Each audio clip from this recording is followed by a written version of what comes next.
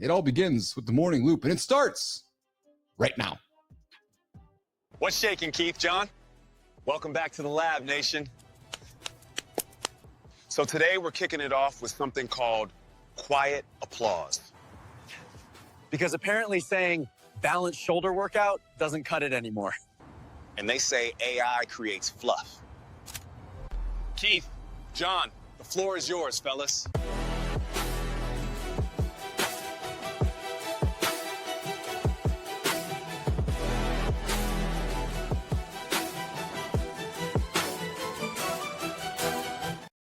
All right, guys, morning. Hey, listen, you guys can join the show with us live right now. We're going to open up the phone lines in the second hour. We're going to open them right up. 431-300-3005. But before we do that, come connect with Rahima. Come connect with Melissa over in the vertical comments, the horizontal comments, and come say hello. And if you're not watching the show live, I invite you to come back, join the show live daily, Monday to Friday, 8 o'clock Eastern time, live conversation to help you get after it right here on the Mornings in the Lab live network and the Mornings in the Lab live channel right here on YouTube, X, LinkedIn, and of course, Substack. Every single day we get after it. All right, so we're going to bring Johnny here in the lab here in a few moments. I know he was having some struggles with the power at his house. I believe there was a big-ass storm that made its way through California, I think, or at least where John lives. And I got a note this morning that said he was going to have some struggles making it in this morning, perhaps potentially on the camera. So I expect him to, if at the very least, make a phone call and join us via the phone this morning when he gets a quick moment as we get to the morning loop here. And then what we're going to do is get through some of the topics, get to the conversation desk with Sterling and Preston, and get this show on the road.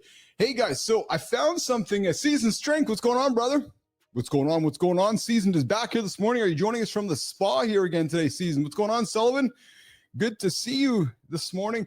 Yes, and hey, we got Mr. Anderson joining us. Hang tight, guys. Hang tight there, Johnny. I'm going to pull you up here. We're going to do it right there. And we got you right here. And we got you right there. And there's the young man himself. What's going on, Johnny? What's up, brother? This is all we're going to get today. That's okay. How are you today, pal? What's going on? So you got no power. Tell me about your situation. I don't know. We had a big fucking storm. Yeah. And I got woke up by I didn't go out that long ago. It was probably 2:30 in the morning. And when I heard Terry woke me up, it sounded like an explosion. Oh yeah. But it was just lightning. It was so close. Yeah. So are you running off Powerwall in the house now? Is the power, are you running off the old Elon Powerwall? No, there's not a fucking that malfunction somehow. Oh. So normally I would be fine. It would run, the Powerwall would run the house for like 8 hours as long as there's no air conditioner on. Yeah, that's what I thought. Yes. I guess I misunderstood your message this morning. I'm sorry. Oh, I didn't realize the Powerwall malfunctioned too. Yeah, it was what's weird because then we looked at the power bill and we still don't have a power bill. So I don't know if it had to do with some sort of a fucking surge and I don't know what the hell happened, So you figure if the Powerwall had been out for a while, we'd have a power bill. Well, yeah. Makes sense? Yeah, yes, it does actually. It absolutely does make sense. Yeah. So we looked at the bill like, fuck, there's still no bill. So this thing must have just malfunctioned. So that's my morning, brother. I'm running around the fucking dark with candles. No shit. Yeah. Yeah. Yeah. So actually, it's a good chance for us to have a good conversation then. So you had plans today. You went to bed last night with a day planned. And now you are in, and listen, this happens to all of us, right? We get up, we got plans, we got expectations, we have goals we're trying to reach, and then something completely out of our control wrecks it. How are you managing? Yeah. Sorry, I was trying to move a candle. That's okay. It was so hot it burned my hand. So here's a good lesson here. So what are you doing to realign your brain so you're not struggling with looking at the clock going, you're losing time today? Because I know I struggle with that sometimes. It's a pretty easy fix because, anything that happens is good for an opportunity. And so, you got no fucking water. All the shit that we take for granted is gone. Yes. So it's pretty fucking easy to think, man, this is a great opportunity to look at life and fucking realize how good we have it under normal circumstances, you know? And so, you know, like I'm running around taking dumps in different toilets because I only got one flush in each one. Take a second dump in there, the fucking things you're just gonna camp, not get flushed. Oh my God. That's the biggest challenge you have right now. How many? You got 5 toilets in the house, eh? Yes. So we're plenty of, I have to leave one. I think Terry used one. So I used 3 more. So we still got a couple to go. Oh. we got one more to go.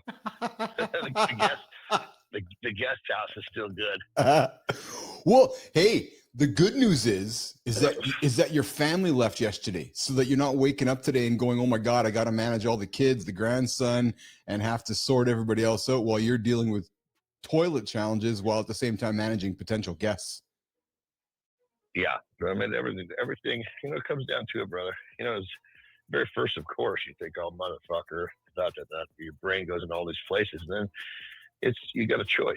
You can fucking turn it around or you can be a bitch. Yeah. Well, this is absolutely true. Yeah. We can bitch about it and complain about it, or we can absolutely do something about it at the same time. So, all right. Well, listen, let's keep it rocking and rolling here, Jimmy. I might bump this conversation about shoulders, Jim, because I can't see Anderson when, no, you know what? I think I want to talk a little bit about this with Johnny about shoulders, because John's got a set of, some awesome shoulders. So Jim, run this little clip, and then we're gonna have a little chat with John about quiet applause, the shoulder workout that might help men look good in their t-shirt today. Jimmy. Heavy isn't the point. Quiet reps, loud shoulders.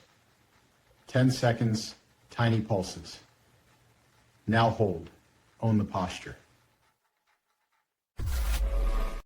Goofy little clip on there, but I found something here in my conversational topics to throw on the table, John, about man and our shoulders. You know, shoulders make the frame, right? And guys that get really busy, maybe saying, I've got time to go and just do a quick little workout or something. But dude, talk for a few minutes about the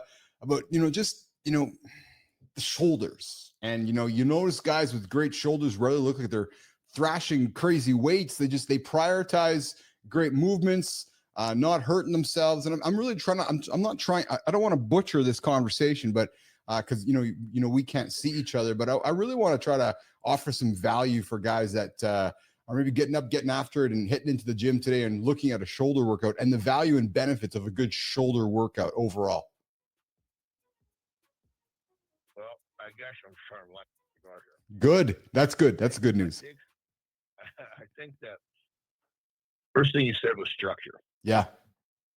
And the way it makes you look. So I think what people got to understand is the deltoid that does that.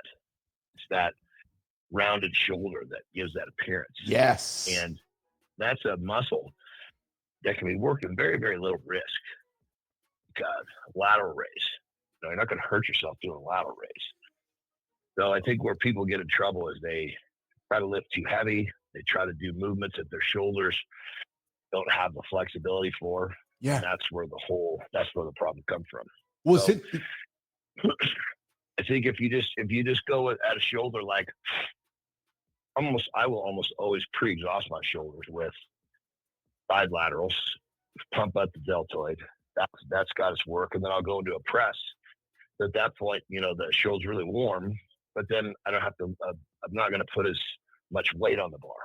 Oh, I just learned something this morning. Interesting.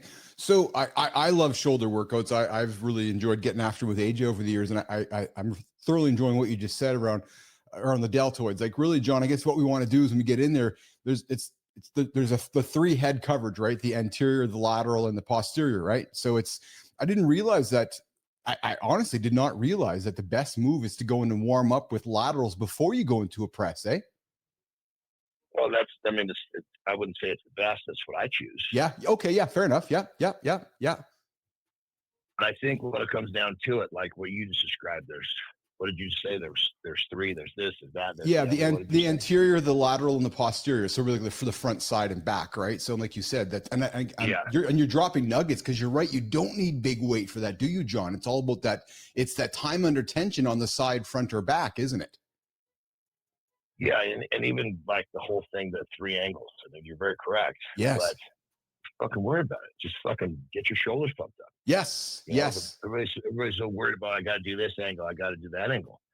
Fucking get the work done. Well, it's funny you say, because I feel the same way when it comes to shoulders, because they're such a prominent feature on ourselves. And you know, when we put our jackets on, our shirts on, it creates that nice silhouette on the body. And while I'm joking, saying you're teaching me some stuff, because you are, on the same breath, though, my philosophy with my shoulders has always been, well, fuck, man, I'm just going to go lift shit left, right, front, back, and lift it over my head. And that's been my attitude since a young child, just lifting stuff upside back. And to your point, I'm glad to hear you support what I've been doing, because that just works. Just start lifting shit, not getting too caught up in the details of it, right? Really? Yeah, 100%. You know, and usually people, you know, they're worried about imbalance. Yes. And, you know, like there's too much front delt, too much side, or not enough rear. This is a problem. Well, you know, fucking few people have that problem. I was just going to say, unless you're a fucking world-class professional bodybuilder or strength person, there's probably maybe less than a handful of people on the planet that need to worry about, oh, my front fucking delt is asymmetrical to my left delt. No, just go and fucking do something. Honest to God. Yeah. Hey, clients all the time that say, yeah, you know, my left tricep is a little bit sub blah blah blah. I'm like, I don't want an imbalance. I'm like, have you created an imbalance in this first 45 years of your life? No. Well, you're probably not going to create one in the next 15 or 20. Hey, so here's a question for it. So kill this myth or support this fact. John, is the Arnold press bad for our shoulders? And again, you might say depends on who you are, but theoretically, there are some that say the Arnold press puts undue stress, like the Arnold press where you I guess there's a movement with the press, right? As a coach, do you support that? As a mentor, do you support that movement, or do you try to get your clients not doing that kind of press? Well, this depends if you have the flexibility to do it. Okay. You know, okay. It's like, are the splits harmful? Well, if you can't fucking do them, they are. Oh yeah. Jesus Christ. Yeah. Get yourself loosened up enough where you can do the splits and not hurt yourself, and we have no problem. But you think you're like the Arnold press is something that someone could do. Yes. Whether that or try to do, whether they have the flexibility or not. Kind of like the splits. Okay. Yeah. Yes. And the splits is the easier way to think about it. You're gonna most people try to do the splits. They try too hard to hurt themselves. Yeah, I get you there. 100%. Yeah, absolutely. Same principle. So if you've got flexibility, like the behind the neck, press. Yes. Oh, it's bad for your shoulder. No, it's bad for a shoulder without the flexibility to do it. Yeah. No, I'm going to think that it's actually only bad for your ego when you can't put your ego in check, because you're not doing things properly. You're doing things for ego alone. It's like, oh yeah, I got to do this even though I can't do it, because you're trying to show off, right? Yeah, I mean, it's when it comes down to it, you figure that if your joint has the flexibility to do something without creating damage, there's no problem. Yeah. If the joint doesn't have the flexibility, then you got a fucking problem. Yeah. But it comes down to, you know, like there are plenty of times when I'm not doing behind the neck press. Okay. And it might take me 2-3 weeks of going very light and not doing the full range of motion to where I can get the shoulder to be ready to actually push it a little bit. Yeah. I won't just fucking just try to do it one day. I got you. I mean, if I'm in a behind the neck press phase, week to week is no problem. But like right now, if I went to go do it, I would be hard pressed to get it to go on my head without a pretty serious torquing and pain. Oh yeah. So what am I going to do? I'm going to start off, you know, the first week, I'm going to start off kind of just trying to open it up a little bit, not even using a bar, just using like a fucking pipe or a broomstick.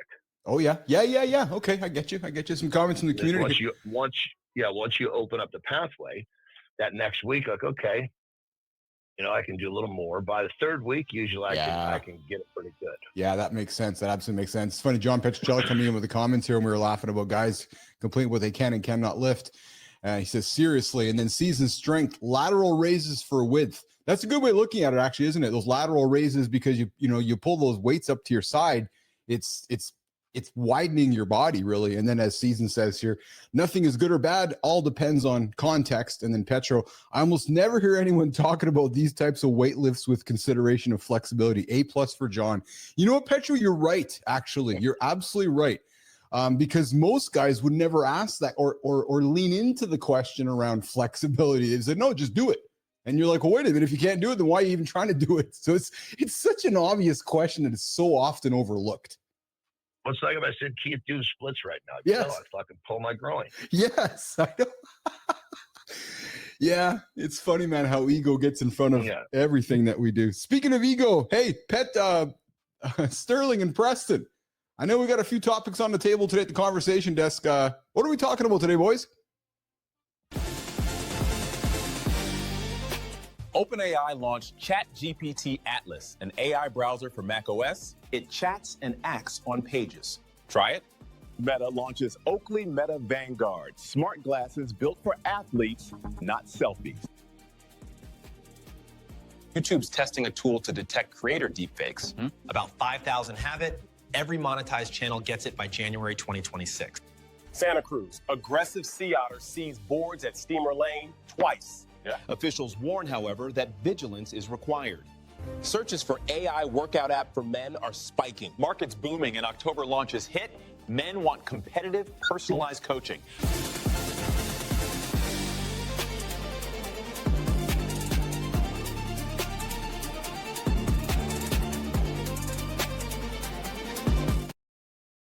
All right, Johnny, well, this one impacts us. You and I grew up with a world where, well, actually, Anderson, we grew up with AOL when AOL was dropping CDs out there and you and I were trying to hook up the internet. And then after AOL. My oldest brother still has an AOL email address. So does Kurt Angle, actually. That's fucking great, dude.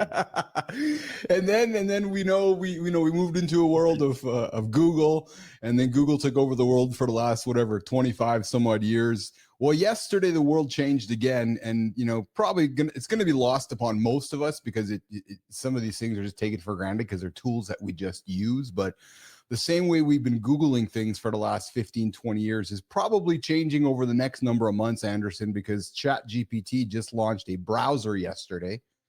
So, for those of us that work on desktops, I know you're a highly mobile operator. There's a mobile version coming soon. It's changing habits, man. People are moving from Google to ChatGPT, and for those so of us, what does that mean? You can say to Chat, you can just tell it, go find this for me on the net. But so I love that you put it that way, because essentially, yes, it's so when you use it, when you do it now, you can say, hey, tell me about this, and it'll explain shit and give you sometimes some videos, but this is going to be very different. It's just going and bringing you shit, like finding what you're looking for. I love how you simplified it, because you're bang on. If you think about it, in today's world, we go into our browser and we type in go to johnswebsite.com, and it takes me to John's website to engage with John's website. Well, the new Atlas browser doesn't take me to John's website. It takes the information from John's website, serves it up to me, and then allows me to buy from the ChatGPT without ever going to John's website. And this is where folks who don't play in our world, because you and I are in the world of living online and building online, miss. But what do you mean without going to the website? Exactly what I mean. It's keeping you on ChatGPT. The entire experience is happening in your chat. Buying your product, delivering your product, everything is happening within chat. You're never leaving the chat browser to go to your website. Ever. Does that work? I mean, is it like, but the website obviously is getting the traffic. No, it's just from chat. So this is great because we can simplify it. So yes and no. So the website is getting traffic, but it's getting traffic from the agent, not from the human. So it's pulling your information to the chat. So it's pulling your information. So think about it this way, right? So think about it this way, John, a form, right? So somebody might say, okay, I got to go to John Anderson's website, fill out a form to get a bunch of information so that I can get it from John. Well, they've removed the middle part. The form will be filled out.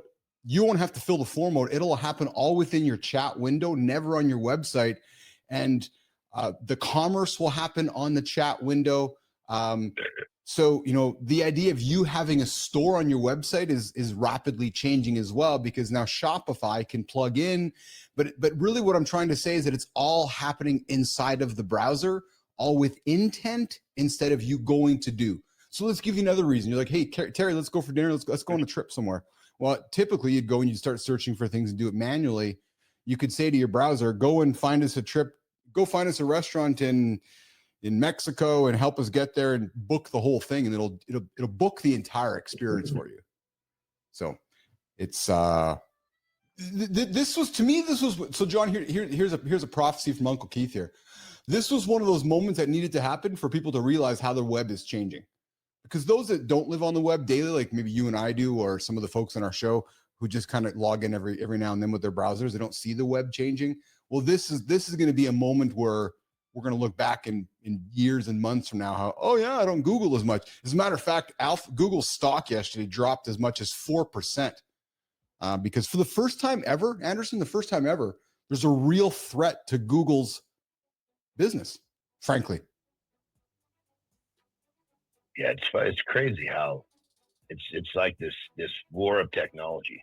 Well, because let's be frank here, growing up, we never would have thought that nobody ever replaced Google. You're like, no, it's just that's just what it is. Google is what the web is. Well, it's rapidly changing. So anyways, guys, there's nothing for you to do today except what you might want to consider is downloading the browser, especially if you're a ChatGPT user. There's going to be benefits to those that are leaning in early. And I'm happy to answer questions. I'm happy to help. I'm answering questions. I'm happy to provide guidance for those that are curious. This is what I do. This is my difference. This is what I drink for my fuel daily. So I see a question coming in here from Sullivan. Who does the web center get a say in this? Well, that's how it's changing, Sullivan. The web is changing rapidly, right? So yes, there's still a need for websites, but differently than how we were raised with them. What also happened yesterday, John, was you're a glasses guy. And I know you and I have been talking about glasses a lot. Oakley launched their sport glasses with cameras in them. So if you're somebody who likes to cycle, likes to spend a lot of time outside with sports, Oakley now has a partnership with Meta where you can put your glasses on, you get speakers, you got cameras, and essentially replicating the action market, right? So if you're out there paddleboarding, you can put your GoPro on. Now they're just saying, hey, put your glasses on. And again, we're moving into a world where there's this constant, always on surveillance, John. Cameras everywhere, man. Yeah, it's a different world. Oh yeah. You know? Yes. You just figure if you're doing something that you shouldn't be, it's not secret anymore. Oh shit, no. Well, that's why it's funny when people still wonder if, well, what is Sasquatch real, or the Ogopogo monster, or Loch Ness monster, or or you hear about stupid celebrity things. You're like, with the amount of cameras that are carried in the world today, everything is captured.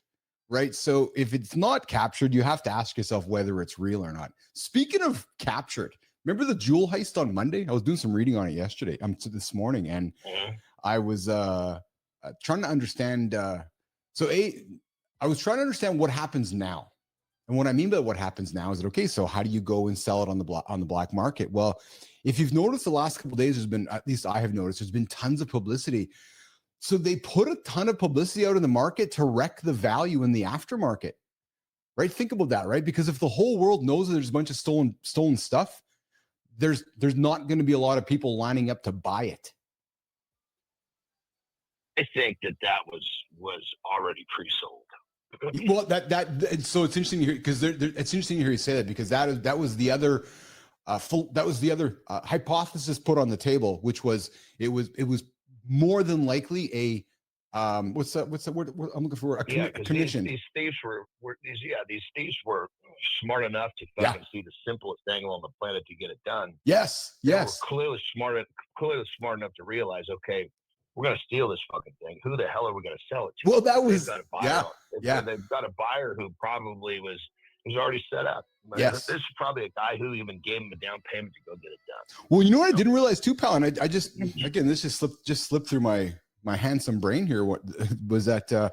Often when these jewels are stolen, they're chopped up, eh? Like, I guess it's an obvious thing, maybe obvious to you, but chopped up. So taking it apart and burn the gold and take the diamonds and so, you know what, while that necklace might be worth, pick a number, $3 million whole, you bust it up and sell it in pieces, it might be worth 10 million, right? So they weren't pieces they weren't the extra value because they were a certain thing. Yes. They were or were not. No, they were not. No, they were not. No. Oh, okay. So it wasn't like a classic piece of art where you destroy the art, you destroy the value. Correct. Yes. There was one piece. So here's funny though. There's one piece there. It was Princess, I don't know, Beatrice, somebody's brooch. It's funny because I guess apparently it was just bought like in 2008, still had price tags on it. And what I mean by that is that it's funny how we associate value. My point is that it was purchased from a jeweler, but because it was used by royalty, it then inherits a certain value associated with it, right? Yeah, that's what I thought. I thought all of it was that way. Yeah, no, some of it was, some of it wasn't. So there's a couple pieces that weren't. So dude, look at the price. Look at the price of precious metals, gold and silver, going fucking bananas. Yeah. Well, look, all-time record high for both of them. Yep. Boy, yeah. And China's like, we have rare earth. Rare minerals, nobody on earth can have them. We're just putting a good old no on that one. Well, so they just reclassified silver as what do they call it, a critical mineral or something, some crazy shit. Oh, really? Interesting. Dude, yeah. But I mean, and then funny enough, it was kind of under the rug. It's just kind of leaked. It was happening a while back. I don't know what a while is, but that right there tells you something is going on. Yes, absolutely. Well, yeah, and Petrocelli says it best, man, because this is what I find fascinating. Here's the movie, right? And here's how the thieves did it, right, John? It was a truck, a ladder, a disc cutter, and some scooters. That's it. That's it, man. But hey, brother, that's a good analogy of movement creates momentum. Just go do it.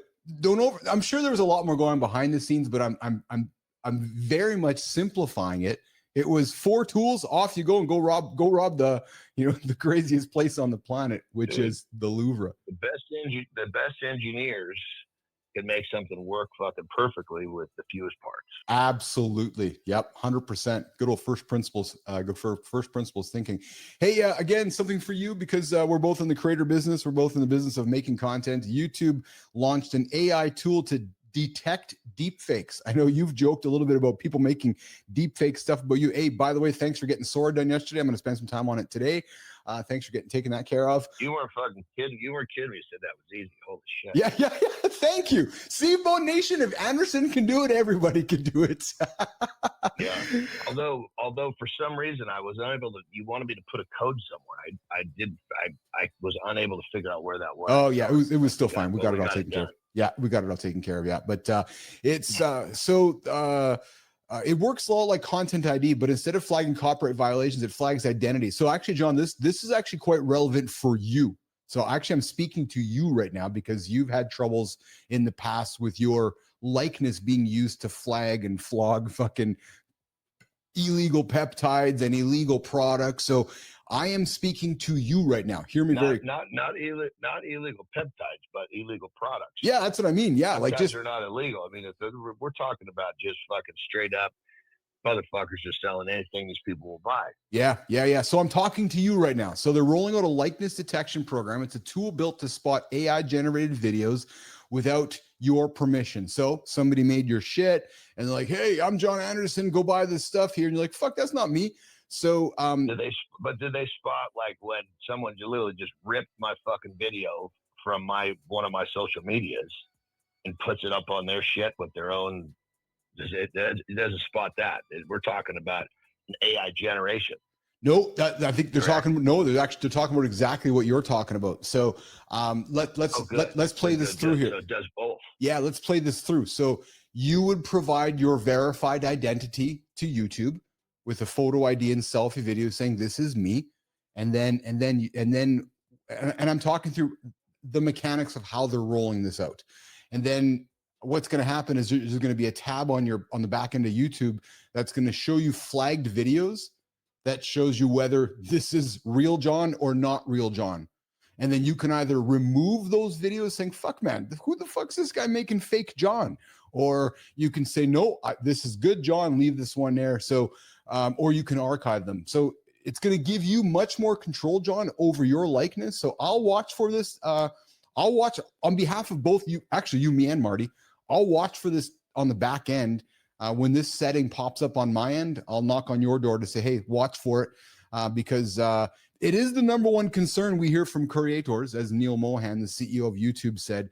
And I can see it, man, especially with the Sora stuff coming out, where folks can start doing some crazy shit, man. But they're going to give us the tools to protect our likeness, and it's going to be quite helpful for sure, for sure. And I'm telling you, because this is still early. That's why this is important to get ahead of right now, especially a guy like yourself who's out there so publicly with the stuff you've done in the past. You're going to want to make sure that you have a way to control your likeness. Yeah, I mean, up to this point, I'm kind of given up. It's like it's happened. It's happened so much, and the worst part is that we can report it, we can do all that fucking shit, and it doesn't matter. Yeah.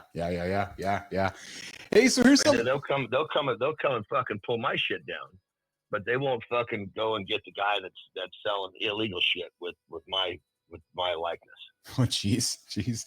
Hey, when you've been paddleboarding over the years, have you ever had any incidents with animals in the water? Animals? Animals. Or are you talking fish? Anything, animals, fish, maybe sea otters. Dude, in Santa Cruz, there's actually, it's just down the road from you up in Cali there. This is a fun little light story for the morning here. There's actually a surfboard stealing otter that is stealing people's fucking surfboards. I guess back in October, this month here, there's an otter that was grabbing surfboards from folks, and they actually have, officials in the area have even posted signs saying aggressive sea otters in the area, watch out for them, because they might be taking not only your boards but nipping your feet and getting after you. So watch out for the sea otters. When we lived in our house in NorCal was on the bay. Yeah. So like the master sliding glass door. Yeah. I'd wake up and I would slide open the curtains, and it was the winter time, so there was always a little bit of fog. Yes. Right? You could kind of see through to the water with the fog. And yeah, dude, I just woken up, and it was at that time I was wrestling, so I wasn't getting up really, really early, so it was light out. Just coming to, dude, this fucking creature that looked fucking enormous just shot out of the water and fucking lands on my dock. That was like somebody fucking dumped a cold bucket of water over my head. Like, what the fuck was that? And then boom, it happens again. What the fuck? And then it happened 3 more times, but they were literally, it was a family of fucking sea otters. They were jumping up. They were basically jumping up on the dock. I suppose probably because the sun was starting to come. Yeah. Dude, but it was, I couldn't really see because of the fog, and I just woke it up, and the way they jump up there, they just shoot out of the water. Yes. I know. Lock their big asses up on it. Their big asses up on it.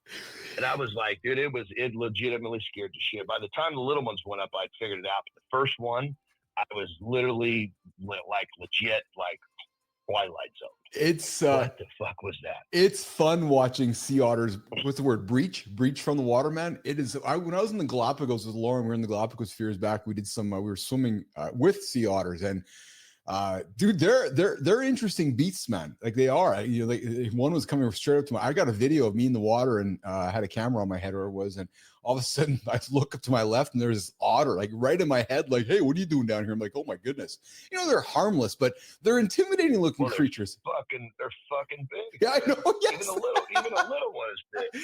Well, it's their mass, John, their girth. Like you're right. They're just these thick mass animals. It's funny, Petrocelli. It was the otter. The otter stole the jewels from the Louvre. Yeah, that's exactly what the otter did. Hey, he jumped right out of that truck through that little hole. Here's something for you. I know how much you're gonna love this one, because this gets in the world of your simplicity. But dude, there's more men on the planet than ever are searching for AI workout apps for men.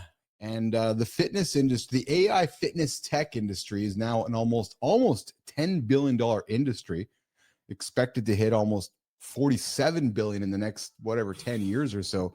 And John, today, nearly half of all fitness app users already use AI driven tools. And, and there's more men than women looking for these types of products. Men might pretend to prefer more competition, measurable progress, personalized plans.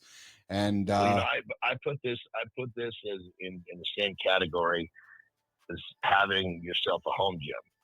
And I think it's fucking wonderful if you will actually do it. Yeah, well, so it's interesting. Yes. Good morning, babe. Good morning, Lauren. You know how many home gyms are really fucking good at collecting dust? Oh, man. You know what, Anderson? Maybe you just discovered a segment. Let's see your home gym with Keith and John. We want you to show us your picture of how much it's used or how much laundry or how much stuff. You know what I'm getting at? Because we both know, brother, there's so many home gyms that are just collecting dust or collecting laundry or collecting garbage or collecting stuff. As a matter of fact, true story, Peloton, Peloton, the big bike fitness athletic company, they saw so much of their product being resold on other marketplaces. They're like, wait a minute. Why don't we go launch our own marketplace so we can make money again for all the folks that are buying our equipment and never using it? Makes sense. Yeah, it totally makes sense.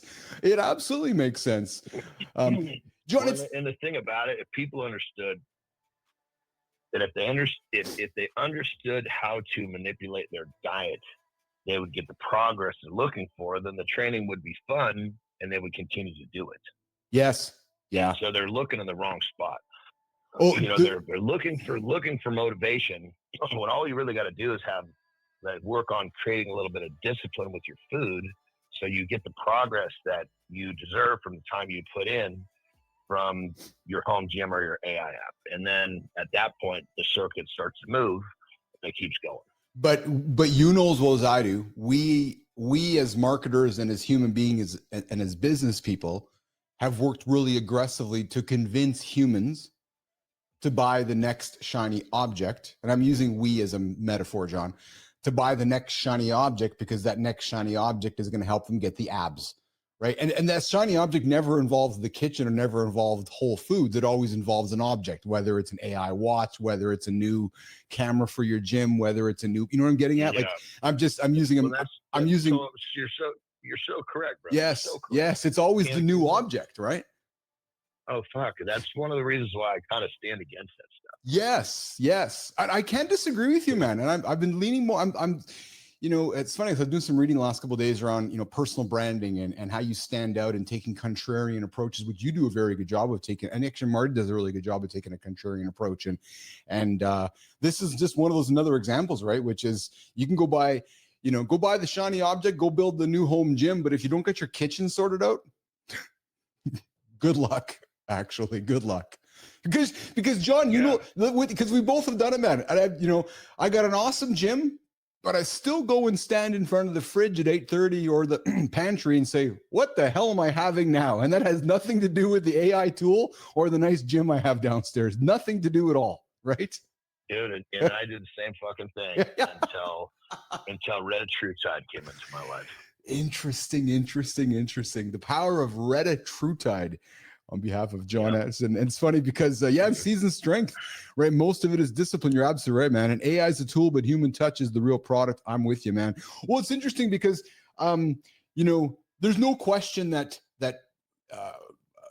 fitness information is now a commodity more than ever. It's readily available wherever you want. But what you can't get readily available is that human experience that has maybe gone through things to share with you, which again is where I really enjoy having Anderson's experience, because you can get all the knowledge all you want, but until you get somebody who's maybe gone through shit in real life, it's hard to know, right? So, all right, I think okay, one last thing here. I got a dumb shit award here for today. Yeah, I got a dumb shit award. Jimmy, let's run the dumb shit award before we do a quick little break. Cop for clout, fake badge, real charges. Attention is an achievement. Be unignorably useful. Harder to get our dumb shit awards better, and I'm working daily on this one. So this one, so you missed yesterday's because you were taking a little break. Maybe you heard it, but I want to just lean back into yesterday's for a quick little second. Yeah, you know, yesterday was because I had to go to the main house, so I got outside of my ear pods range, so I missed it. So yesterday I had an official one, but I had a secondary one yesterday, and I love that you've always said that we're not actually naming the human the dumb shit award. We're just naming the idea of being the dumb shit award. Well, a couple weeks. It's the action. Yes, exactly. And we're going to keep making this better and better. Well, a couple of weeks ago, a young little girl fell out of a porthole on a Disney cruise into the ocean. And about that. Yes, so did I. Well, it was revealed yesterday. I talked about this yesterday on the show. It was revealed yesterday because the mom was quite silent during the whole situation, that it was the mom staging the photo in the porthole when the girl fell through the porthole into the ocean. You're fucking kidding me.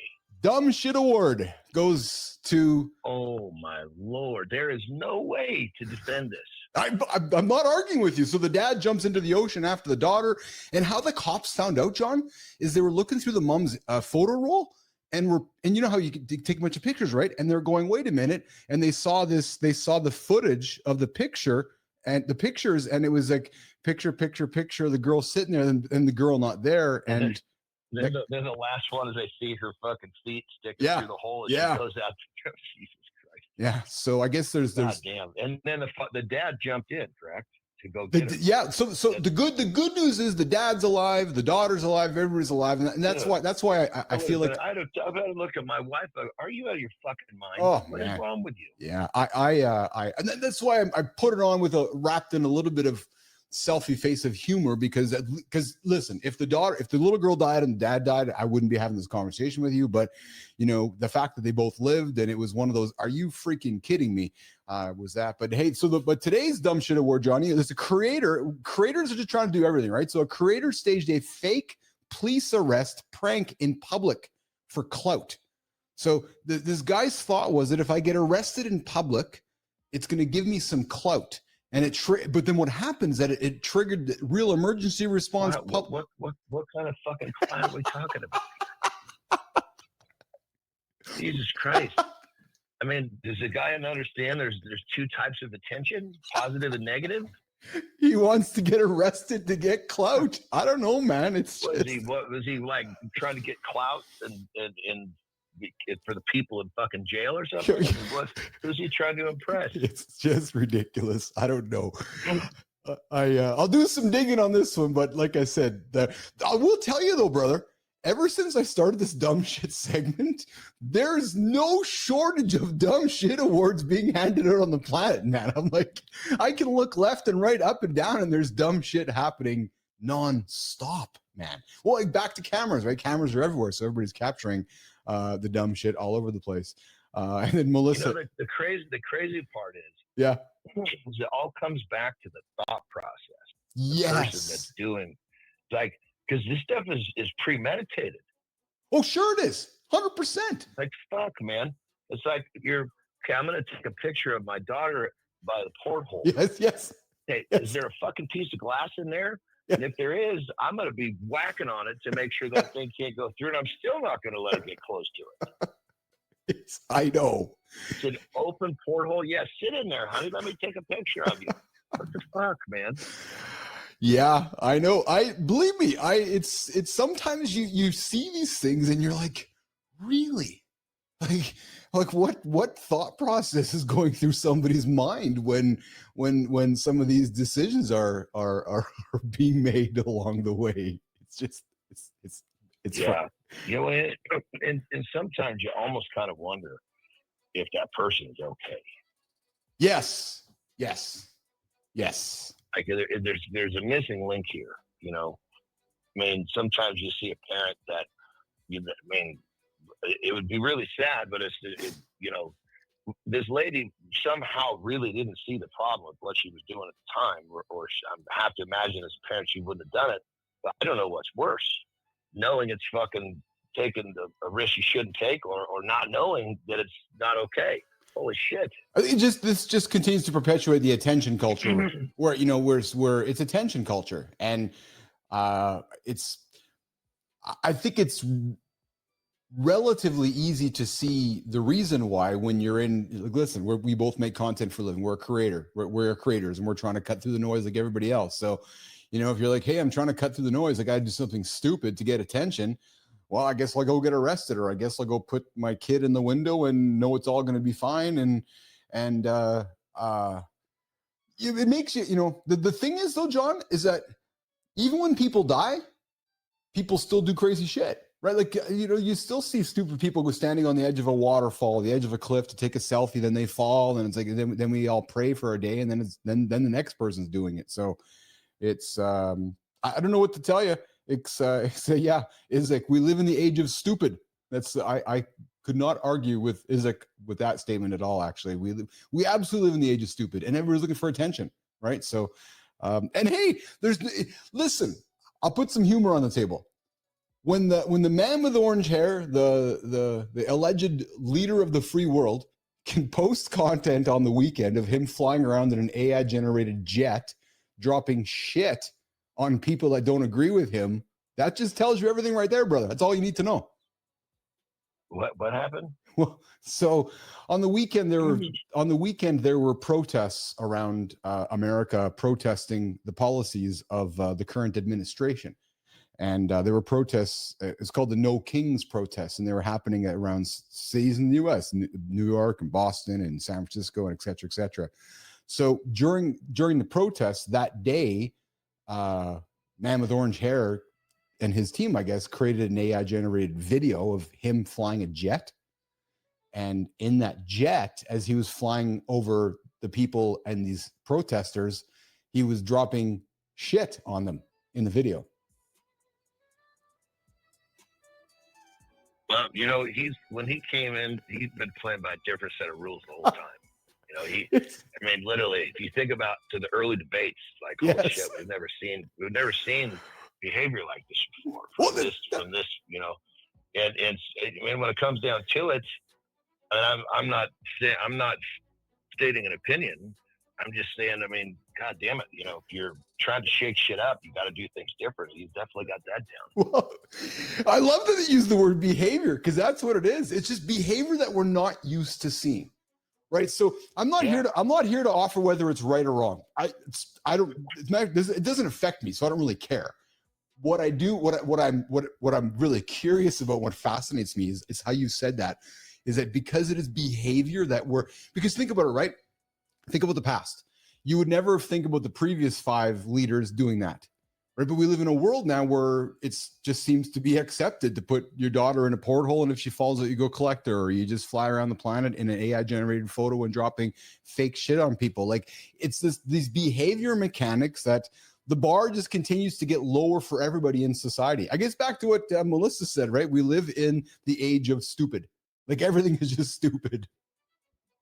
And it's almost like there's certain, like, for example, like when I'm with my oldest brother, he's a member of Pebble Beach Club. Okay, yeah. So when I go with him to the beach club, the Pebble Beach Club, there's a code of conduct for your behavior that's expected. Yes. Period. End of story. And of course, if you acted out of that, you'd be frowned upon. But you sound like you're being real trouble. That makes sense. It's because they've created a set of rules. Almost like society creates rules, but now the beach club's rules are just a different set of rules. Well, up to the point where before he came in, there was kind of a set of rules of how politicians acted and behaved when it came to debates and things like that. And all he's done is, he hasn't broken any laws. He's broken a lot of rules within the code of conduct in this club that he's in. This basically the club of politicians club. Well, so I'm going to do a reset here in a quick minute, John, for hour 2. I'll get you to do a quick little break here if you want to go find a toilet for yourself in a minute. Oh, motherfucker, we just got some power. Oh, there you go. There you go. Well, this is good. So I can take a dump. I can go back to the house, get my computer, and I can actually fucking join the way I want to. This is fucking pretty cool because I was sitting there holding my fucking dump. I'm like, am I gonna fucking pollute the last fucking toilet in the house here?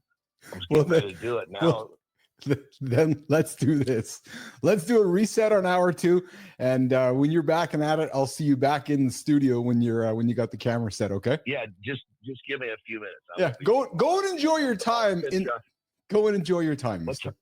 What time is it? It's 6 o'clock for you. Oh, perfect. So if I'm back in 5 minutes, we'll still have 25 minutes. 100%. Let's go have some fun, brother. Go enjoy your dump, and I'll talk to you in a few minutes. I'll be back, and I'll be joining you the way I should be. Yes, I look forward to it. Let's do it. All right. Sounds good. Okay. Right.